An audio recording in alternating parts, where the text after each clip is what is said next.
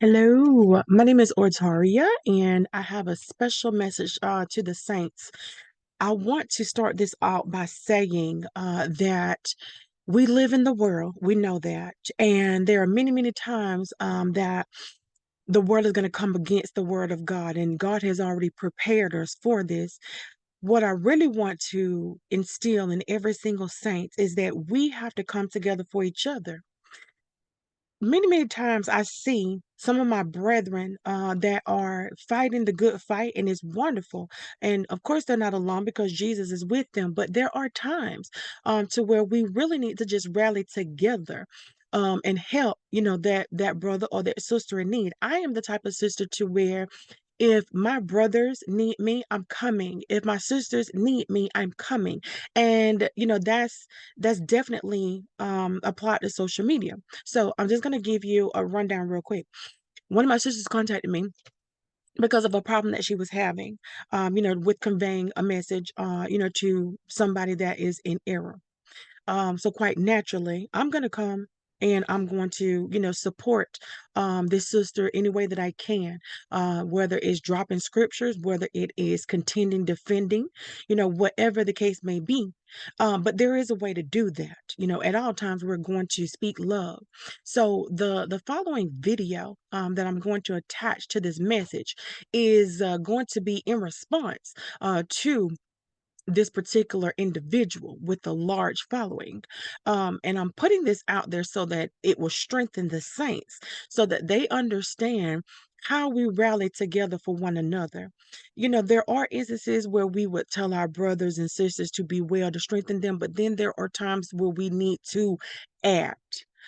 Now is that time. So, a lot of the time, if somebody comes to me, I'm going to do my best to act.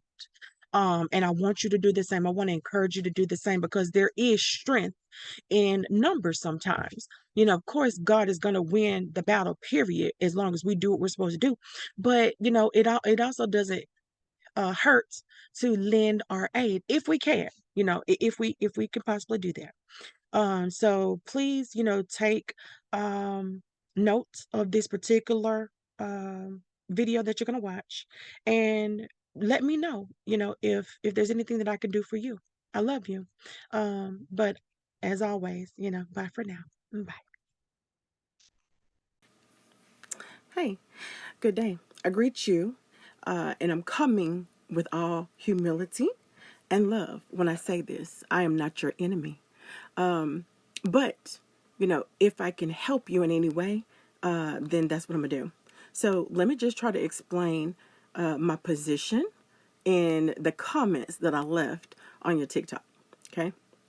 So let's go with Ephesians 5 and 19 first. We'll just go there first because that's the easiest one. So to answer your question, yes, Paul wrote many letters to the churches all over Asia Minor, okay? But not all of them were the same because each church had its own issues at that time. So it just depends on what letter we're referring to when we are talking about the corrections that Paul is addressing. Now, I brought up Ephesus because in this particular letter, he's actually trying to help them to understand just what I said. They cannot worship God any way that they want to. And that goes for us on this side of the cross. Now, notice also, if you go back and you do your research, Paul, when he addressed a church, he then told that church to spread that letter out to everybody who will listen. So if it goes for all of them, it goes for us today as well, because Jesus's law did not change. So yes, to answer your question, those letters apply to us today.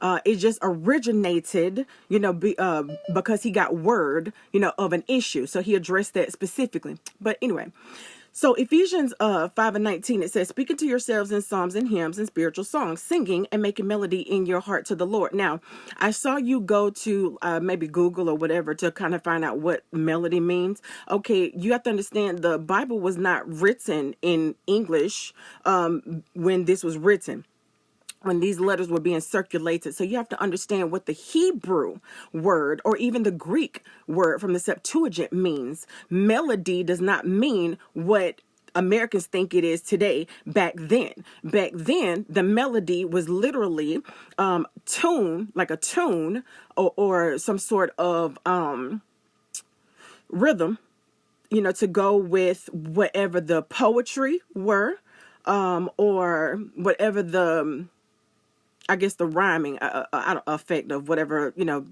it was being put to. Okay. But I digress. So when he's explaining to them to bake the melody in your heart, this is not an outward thing. This is not something that you can auditorily hear. This is the melody that is on the inside, and that's what you are failing to understand, love.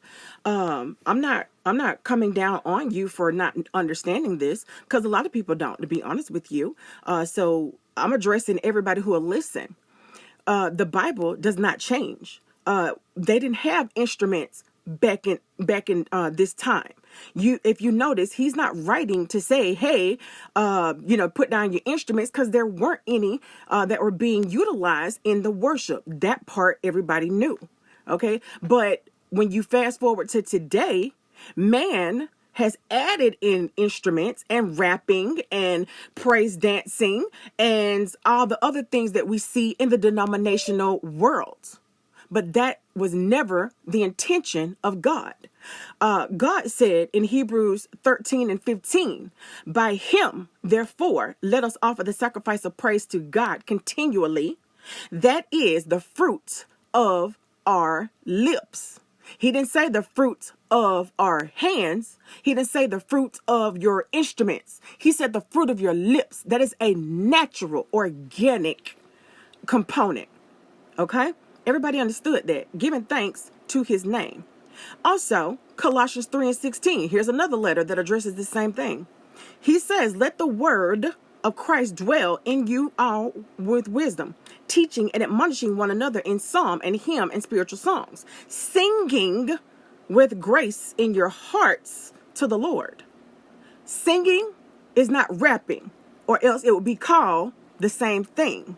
If it has another name, that means that it's different. He said singing. Let me leave you with this. Nadab and Abihu, you can go look this up, Old Testament. They thought that God would not mind if they worshiped him the way that they saw fit. They offered him strange fire that he did not ask for. And immediately they were killed. Okay? We're not being killed that way these days because we are under the law of grace and mercy. Maybe that's a foreign concept to you as well.